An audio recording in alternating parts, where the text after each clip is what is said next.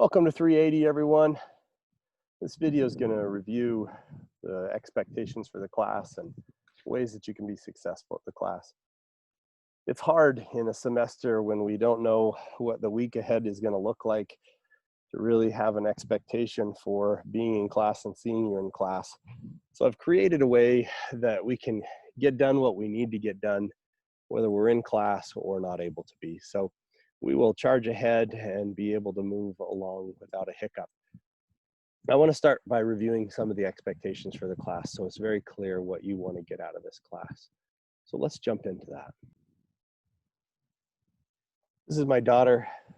She is no longer this size or this age, but she still likes to make faces and funny videos. So the digital era couldn't have come at a better time for her. This is when my kids were younger. I grew up in Montana, so I love the mountains. How I ended up in Nebraska where there practically is no mountains, I have no idea, but I did. And we love living here and love raising our family here. This is my current family. This is the daughter that likes to make faces right here on the right. And my daughter, the oldest, getting married to her now husband. They live in Arkansas. My other daughter is a missionary in Indiana right now. And then you can see my three boys, Isaac, who we adopted from Brazil, and we'll talk about him throughout the semester, Rylan, and the youngest is Sterling. My oldest now has a baby, so I'm a grandpa, so that's a different phase of life in terms of what's going on. I thought that it might be good to, because you're not going to be in class with me, to get to know some things that inform a lot of the ways that I think and a lot of why this class is important to me, and I hope why this class will be important to you. One of those characteristics is that I served in the military and still serve in the military. I was deployed in 2018. This is a picture of sunrise over Baghdad. One of the first times I was in Iraq, flying in and out and taking people and stuff. And that experience of being in an environment where trauma is developed and where people experience really adverse and hardships and difficult situations is something that informs the work that I do. So why should you listen to me? Some of the experiences that have informed the class that I teach right now is this year is 20 years that I've been a marriage and family therapist working with families specifically in overcoming and dealing with trauma. For 16 years, I've been doing research, a longitudinal study in southern Brazil where we work with families in extreme poverty and a lot of crime, high drug trafficking, high crime rate in those areas. For the last 10 years, I've done some work on underserved families in Nebraska and how do we treat and deal with families in rural and urban settings that don't typically have good care and access to mental health services. For 9 years, I've been teaching this class. This is a class that I developed with one of our other faculty members who was a teacher at Lincoln High for 20 years, and Sherry Mosier, and is now working for the university teaching our family consumer science education students. And the class for elementary education students, there's about 100 of you that have to take this class every semester. And I say have to because most of you aren't really sure why it's required of you. And it came out of a conversation that I had probably 15 years ago with a guy who used to run our placements for your student teaching. And he had been a teacher and a professor, not a professor, he had been a principal at Irving Middle School for about 20 years before he came to work at the university. Dave Van Horn was his name. He was a great principal and a real good asset to the university. He and I had a conversation one day and we were talking about burnout for teachers. And he shared with me that during the time, the 20 years, it was very rare that one of the teachers would burn out because they didn't like their time in the classroom. He said almost exclusively teachers burned out because they were frustrated in working with parents. And so that conversation led to a lot more about how do we help elementary education teachers be prepared to work with families in all of their messiness and all of their difficulty. And so for almost 10 years, we've been teaching this class, teaching elementary education folks how to work with families in hopes that you will take the skills and that you'll be able to more effectively use them. I was helping with the elections in May as part of my military duties. And one of the people that came through the election booth was one of the students who had had class from me several years earlier and now teaches at one of the elementary schools. And she said, "Hey, I really got to tell you how frequently I use the content from your class and how much comfort it gives me to know I know how to deal with situations that come up with students, that I can respond in the best way possible." So that's really the purpose of this class. More than ever, though, this semester, your attitude and your investment in this will determine what you get out of class. How you want to act when a kid tells you about their trauma, I think, is what drives this. Now, there's something called ACEs that we'll cover throughout the rest of the semester, and they're called adverse childhood experiences. Now, ACEs, don't worry, I don't have COVID, I just have a cold. ACEs are adverse childhood experiences. They were kind of categorized and a description of them was created in the mid-90s. They have come to be a really good way to identify traumatic experiences in childhood. And we're going to cover them in a lot of detail throughout the semester. But there's 10 categories of ACEs that come from abuse, neglect, and family complexity and difficulties, things like separation and divorce of parents, or physical child abuse, or physical neglect, emotional neglect. And we'll go through each one of those. But I want you to be familiar with one of the reasons that we're teaching you this class isn't for the 80% of your students that will be from wonderful homes and love school and be excited to engage in the academic experience in your second or third grade or whatever you're doing. What this is going to be for is the 20% of your kids who, unbeknownst to you oftentimes, but usually if you're wise and can see it, those students that are really struggling, those students whose grandma might be suffering from cancer, whose parents have just split up, who was abused, neglected, and might be in foster care. There's all kinds of reasons why kids struggle. And the ACEs tell us that about 35% of kids have 0 ACEs. That means that 2/3 of children growing up experience at least one significant adverse childhood experience. So in your class, 2/3 of those kids have been through something really difficult, like separation of parents or like a parent with a substance use problem. That means that you're going to have a lot of kids that are going to be struggling. Now, of those, there's only about 15% that have had 4 or more ACEs. And so this is where I get the about 20% of your kids are going to really struggle from the things that they've experienced in childhood. And you're going to want to know what to do. I think there's nothing more horrifying to a young teacher than thinking about one of the kiddos that they love in their class that's being abused. But I think the only thing more horrifying than thinking about that fact is to not know what to do when it happens. Because you're there because you love kids and you want to be able to do what you need to do when the moment comes.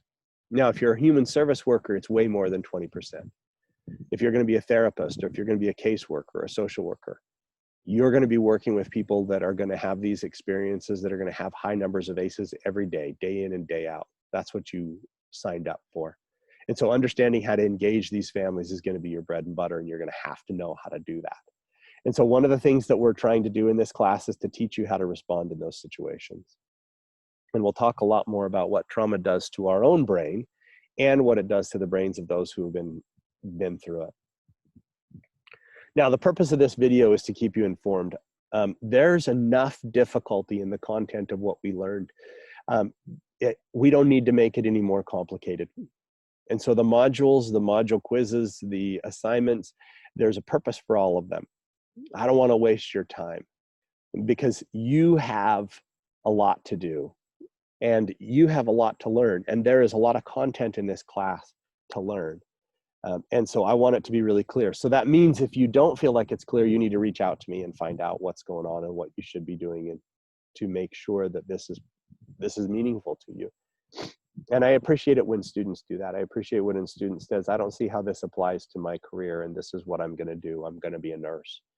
How does this apply? And I can walk you through how do you apply the content to your chosen career field. Now, there's some ingredients to success in working with families. One of those is understanding. And the understanding and the knowledge that you have is the things like, how do I help a kid learn how to read? Or how do I deal with a child who's struggling with ADHD? It also might be how to recognize signs of struggle in kids. But there's another part of it too. It's not just how do I know what to do, it's how do I deal with it when it happens. So the skills necessary is really what this class is about. This class is about giving you the skills to respond when that kid tells you that they're being abused. It's giving you the skills to respond when a parent comes in and tells you that they have a substance use problem, or when they come in and tell you that their mother is dying, or that they have cancer and they don't know how to deal with what's going on for their kid. In those moments, your heart is not enough. You having love and compassion for the people that you're working with isn't enough for you to know how to deal with it. You have to have some skills to go along with it, because you're not there as their friend or their family member. You're there as a professional, and you need to respond as such. And so this class is to teach you the skills to do that. Okay, so what the goal is to teach you the conceptual understanding of the theories of how to work with families, and then to teach you the skills needed to implement those theories and do something. It's to do something to help those families.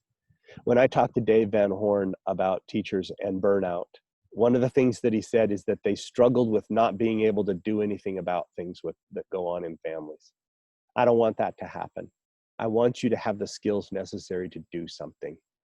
And I know that that seems like it's not your job, but your job is to teach kids. If a kid comes to school and a kid is sidetracked by the fact that his parent is deployed or his parent is suffering from cancer, if you don't do something to engage that kid, you're not going to be effective at teaching that kid how to read, because somehow you've got to work within the system that the kid is coming to you with. And that's what's important. And so that's what we're trying to accomplish. If you're a human service worker, I shouldn't have to convince you that that's a reality. No matter what age of person you're working with, they have a support system. And the more effectively you can engage that support system, the more effectively you can work with those people and affect change in the way that your job is requiring. You need the skills to do so. I really want you to be successful at this. I really struggle with how to teach this class at a distance, because learning skills takes practice. And there are going to be some times when you're going to be taught some skills, and I'm going to ask you to do some things where you can practice with family members, where you can practice when you're watching TV of noticing certain things in the shows that you're watching. The degree to which you can do the skills necessary are going to come from how you apply those things, how you work and how you do those things. The assignments are going to be based on giving you the opportunity to see. First assignment that's going to be due is to communicate and work with a couple of professionals in your chosen field, to communicate with them about how they engage families and how come it's important to engage families, especially with those kids that struggle in their classes if you're a teacher, and especially in those kids that struggle most if you're a human service worker. And so the first assignment is going to give you a glimpse of working with families from the standpoint of other professionals who are doing it.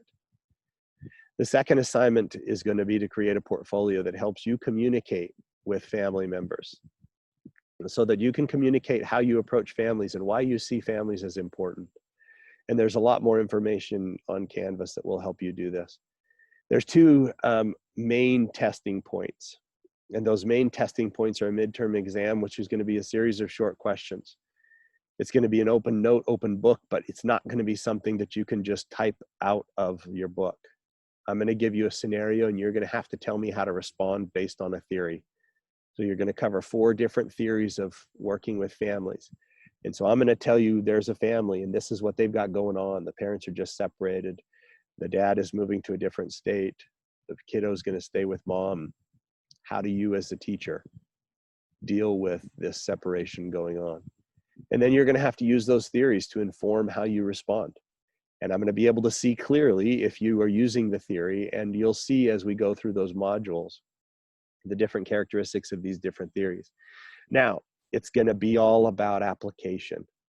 In order to practice application, we're going to have one class period in the first half of the semester and one class period in the last half of the semester where you're going to come to class. You're going to come in small groups of about 15, and we're going to practice when you come to class the application of this content.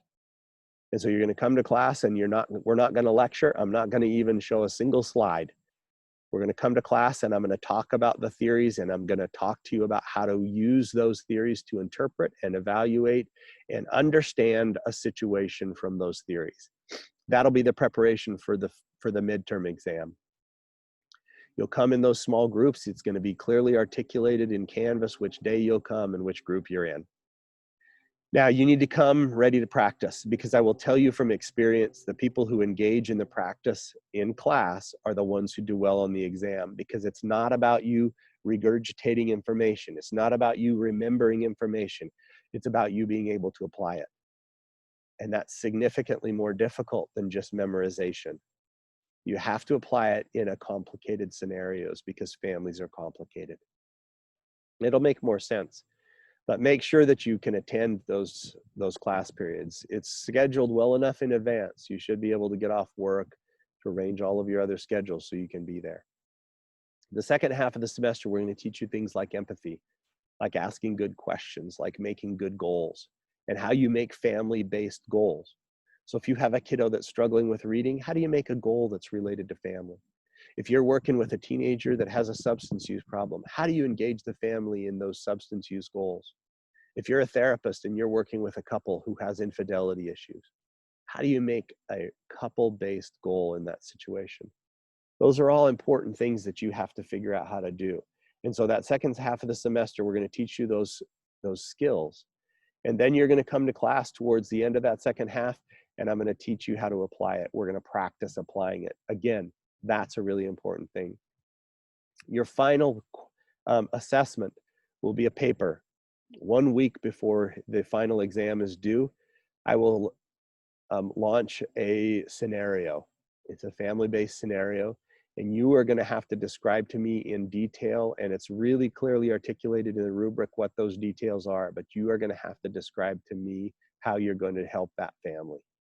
And it's about a 5-page paper that you're going to write that's going to function as your final exam.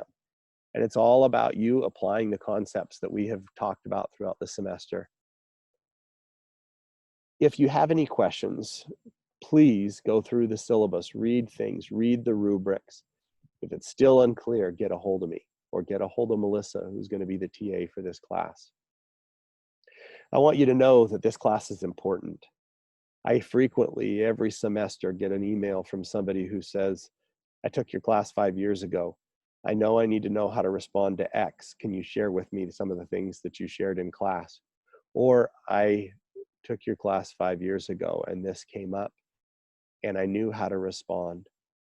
A kiddo told me that they were afraid that their mom was going to hurt herself, and I knew how to respond. That's why we're doing this. So when that kiddo in their most difficult time of need shares with somebody that they trust, a teacher, a caseworker, a social worker, a therapist, that they're being hurt, you know what to do about it. And that's our goal. So the importance of this class, I can't stress enough. What you get out of it's going to be what you put into it, how much you look into your own mind and into your own heart and into your own profession to understand, how do I work with families effectively?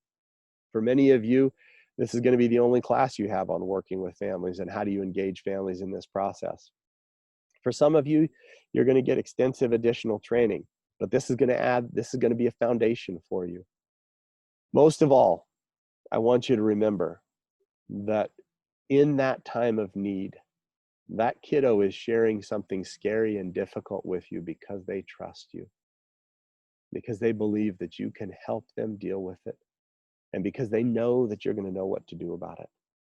And so let's make sure that we understand this content.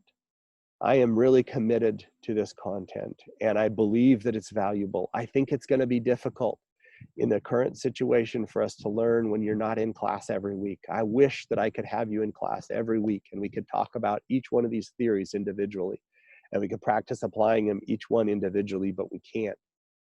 We can't come to class in groups of 50. We can only meet with 15. And so we have to stagger it out. And so we're doing the best that we can, but I want you to know that I need to be able to be reached. You need to reach out to me if there's something you're not understanding, because it's going to be critical for you as the exams and the assignments go, but it's also going to be critical for you when you're faced with a situation of need. I hope that you feel comfortable reaching out. I also hope that as we talk about difficult things, if you've experienced those and you haven't gotten help for it, you come and talk to me, and I will help you get help to deal with those things so that doesn't become a blind spot for you. If you've experienced your own traumatic experiences and never gotten help for it, come and talk to me and I will help you get that help. Because if not, it can be a blind spot. You might not see it in a kid, or you might see it and it might overwhelm you and you don't know what to do with it. So please come and talk to me if you need it. We're going to be as open as we possibly can. We can set up Zoom meetings. We can meet in person if needed on a one-on-one basis. You just need to communicate with me. I hope that this is a great semester for us. There's so much content that's going on all around us of the traumatic difficulties that human service workers and teachers have to deal with. There should not be a shortage of understanding why this content is important to you and to the people you serve. I look forward to the semester and look forward to getting to know each one of you. Take care, and we will talk to you soon.